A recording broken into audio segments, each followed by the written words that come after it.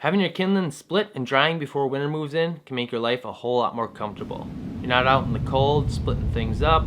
It's ready to go when you are.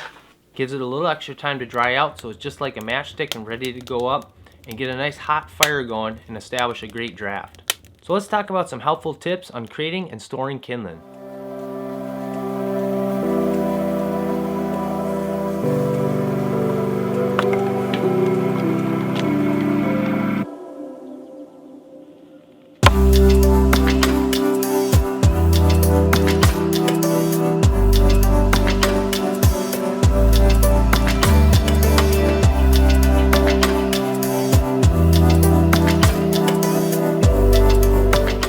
Tip number 1, use a variety of wood species when making kindling. I prefer a softer wood dominated mix, maybe a 70-30.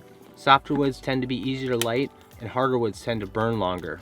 Some of my favorite tree species to use is white ash, basswood, softer maples like box elder, and even little twisted pieces that come off of American elm.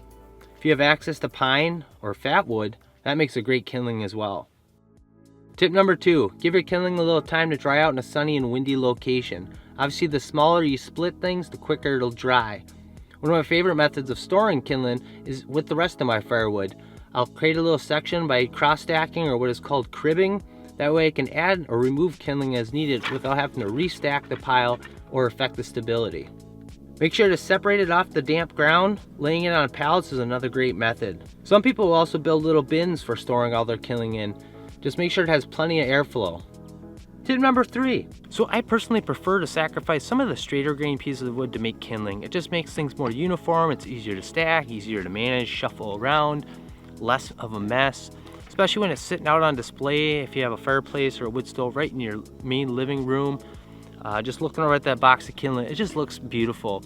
I find it's a little bit easier to do a Tetris game with just normal pieces of firewood and still get rock solid piles. So I personally prefer just to use a little bit more of the straighter grain stuff to make kindling. Tip number 4, after you get done splitting up your firewood, take a look around your work area. There's oftentimes a lot of great pieces of kindling laying right there on the ground. And that brings us to tip number 5. Use boxes, buckets, plastic totes. They're all great for storing kindling, especially if they're odd shapes or lengths. If you have bins with lids, even better, then you can stack them. Tip number 6, if you're fortunate enough to have a wood splitter, these also work great for splitting up kindling. Gives you a little bit more control on where you place that split so you can have more consistent sized pieces. One quick note, when you're splitting, try to always be splitting the smaller side on the opposite side that you're working on.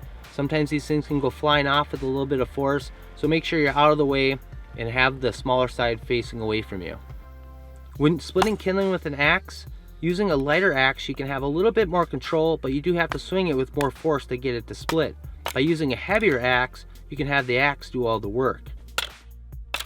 Start by tapping the end of your axe into the piece of wood, just enough so it sticks. Then lift both the piece of wood and the axe up together, remove your lower hand so it's out of the way, and slam that down on your splitting block. So if you're someone that feels uncomfortable swinging a hatchet or an axe that close to your hand, totally understandable. Especially when dealing with little fine splits of kindling, and really when you start getting down to those little narrow pieces. I would definitely recommend wearing a pair of gloves and really focusing on making sure you keep your lower hand far away from the situation. There are products out there on the market like this one here made by Logosol. This is called the Smart Splitter. Allows you to set wherever you want your split to happen, so you can really split things up really nice and fine or as wide as you want. Then you just slide a weight up and down the shaft that drives the wedge through and keeps your hands at a safe distance in the process. It's also set up to do firewood. However, I definitely wouldn't recommend putting this thing up against your most gnarliest twisted pieces, but I do think it has its place. And just to be completely upfront with you guys, this item was sent out to me to take a look at. However, I wasn't paid or told what to say. I just thought it really shined in the kindling department, and if you weren't aware of it, it's a pretty safe alternative solution coming in at around a pair of chainsaw chat price. So how much kindling you need per winter? Well, that can greatly vary from location, how well your stove is sized for your house, how often you're lighting fires, how well your house is insulated, or even how well your firewood is seasoned. If you have some damp pieces of wood, it's going to take a lot more kindling to get that piece up. So pay attention, make sure you have some nice good dry firewood, plan that stuff out well in advance. For us, we seem to have fire start somewhere around the second, 3rd week in September and keep the wood stove pretty much going all the way till right towards the end of May. We seem to average 2 fires per day, usually 1 in the morning, 1 in the evening. And it's not too often we get into a 24/7 burn, generally in the very coldest parts, maybe a week or 2. Of course, this can greatly vary from yours. Maybe your house might not be really well insulated, or you might have a stove that's undersized for your house, and you're gonna be burning 24/7 a lot more. You'll probably need a lot less kindling just because you're not restarting that stove. So for us, we seem to use about 16 cubic feet per winter. That's this mounded up here. So one thing I would definitely recommend is pay attention to how much kindling you use. It really can help you put some plans together on setting things aside, make sure it's nice and dry. Of course, having some dry firewood. And you can easily build solutions like this. This is something that's just built with some 2x4s that holds all our winter's kindling, kind of keeps things organized. And every so often I come out here, grab a handful of this stuff and go throw it in the kindling box inside. So you of course can use branches as well.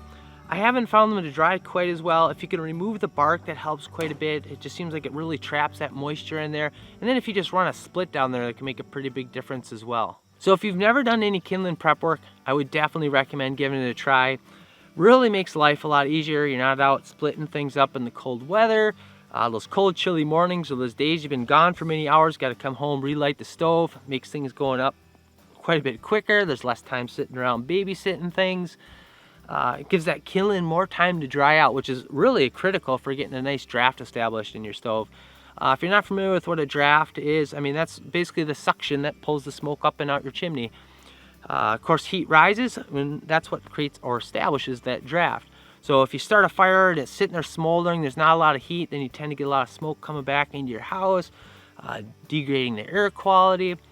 And not really the most ideal thing. If you got some nice dry kindling, especially paired up with some good dry firewood, things get up going fast, there's a lot of heat right off the bat, and don't really get any smoke coming back into your house at all. So anyways, hope you guys enjoyed the video, and we'll see you on the next one. Thanks for watching.